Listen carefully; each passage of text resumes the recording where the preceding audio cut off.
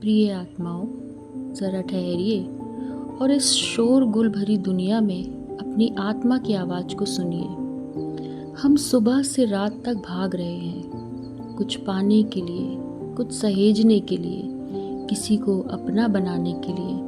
लेकिन क्या इस अंतहीन दौड़ के बाद भी हमारे हाथ में वो सच्चा सुख आया जिसकी हमें तलाश थी?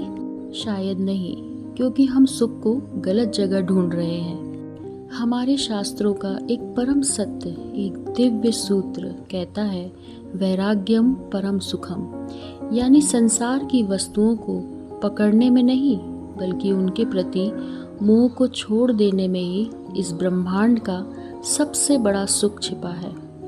आज की इस विशेष चर्चा में हम इस सूत्र के गहरे अर्थ और जीवन में इसकी महत्ता को समझेंगे, जो आपके जीने का नज़रिया बदल देगी। आइए सबसे पहले समझते हैं कि वैराग्य वास्तव में है क्या। बहुत से लोग सोचते हैं कि वैराग्य का मतलब है घर बार छोड़ देना, परिवार से मुंह मोड़ लेना और जंगलों में चले जाना। लेकिन यह वैराग्य नहीं, यह तो पलायन है, जिम्मेदारियों से भागना है। वास्तविक वैराग्य का अर्थ राग का ना होना। राग यानी अंधाधुन मोह, किसी चीज़ या इंसान से इस कदर बंध जाना कि उसके बिना आप खुद को अधूरा समझने लगे। हमारे ऋषियों ने समझाया है कि जैसे एक कश्ती पानी के ऊपर तैरती है तो वो सुरक्षित रहती है और अपनी मंजिल तक पहुंच जाती है, लेकिन अगर वही पानी कश्ती के भीतर घुस जाए तो नाव डूब जाती है। ठीक इसी तरह हमें इस संसार रूपी सागर में रहना तो है, लेकिन इस संसार के मोह, ईर्ष्या और लालच को अपने भीतर नहीं घुसने देना है। संसार में रहकर भी अंदर से पूरी तरह मुक्त रहना ही असली वैराग्य है। अब सवाल ये उठता है कि हमारे आज के व्यवहारिक जीवन में वैराग्य की क्या महत्ता है, इससे हमें क्या मिलेगा? तो पहला है, यह हमें निर्भय बनाता है। हमारे जीवन का सबसे बड़ा डर है खोने का डर, नौकरी खोने का डर, धन खोने का डर, अपनों को खोने का डर। वैराग्य हमें याद दिलाता है कि जो आज आपका है कल किसी और का था और कल किसी और का हो जाएगा। जब आप किसी चीज़ के मालिक बनने की जिद छोड़ देते हैं तो खोने का डर अपने आप मर जाता है। दूसरा, यह हमें मानसिक शांति देता है।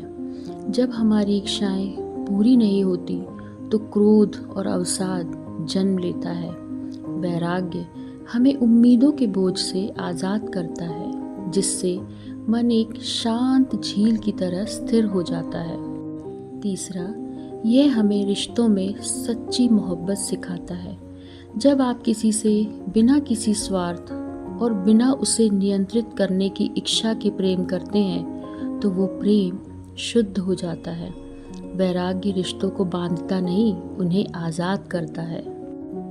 अंत में बस इतना ही समझ लीजिए कि इस दुनिया में हम सब एक खाली हाथ लेकर आए मुसाफिर हैं। सिकंदर जैसा महान सम्राट भी जब इस दुनिया से गया तो उसके दोनों हाथ कफन से बाहर खाली लटके हुए थे, ताकि दुनिया देख सके कि सब कुछ जीत कर भी वो एक तिनका भी साथ नहीं ले जा सका। तो फिर इस छोटी सी जिंदगी में इतनी पकड़, इतनी कड़वाहट और इतना अहंकार क्यों? अपनी मुट्ठियों को भींचना बंद कीजिए, अपनी अंजलि को खुला छोड़ दीजिए। कर्म पूरी शिद्दत से कीजिए, लेकिन परिणाम को परमात्मा पर छोड़ दीजिए। जिस दिन आपके भीतर का यह शोर शांत होगा, उसी क्षण आपको उस परम आनंद की अनुभूति होगी जिसे वैराग्य कहते हैं। अपने भीतर की उस असीम शांति को महसूस कीजिए, खुश रहिए, मुस्कुराइए और आज़ाद होकर जीवन जिए।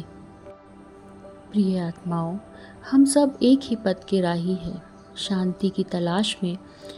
अगर आज के ये विचार आपके मन के किसी कोने को थोड़ा सा भी छू पाए हैं तो इस आध्यात्मिक सफ़र में मेरे सहयात्री बन जाइए।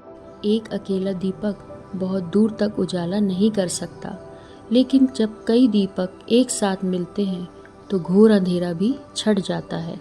यदि आपको लगता है कि वैराग्य और संतोष का यह विचार आपके जीवन में उजाला ला सकता है, तो हमसे जुड़े रहिए और इस परिवार का हिस्सा बनिए, ताकि हम मिलकर अपनी रूह को सुकून के करीब ले जा सकें।